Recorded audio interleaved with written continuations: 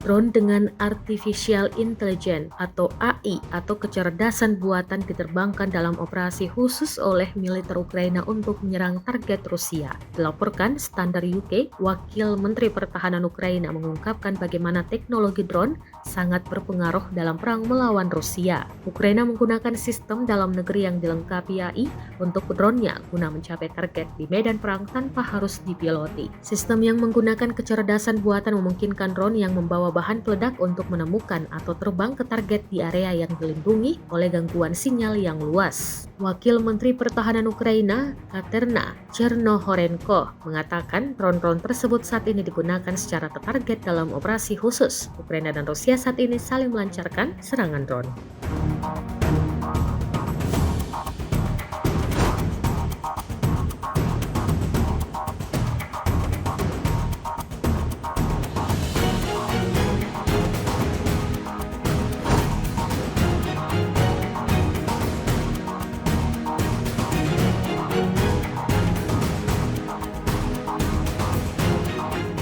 Download Tribun X sekarang, menghadirkan lokal menjadi Indonesia.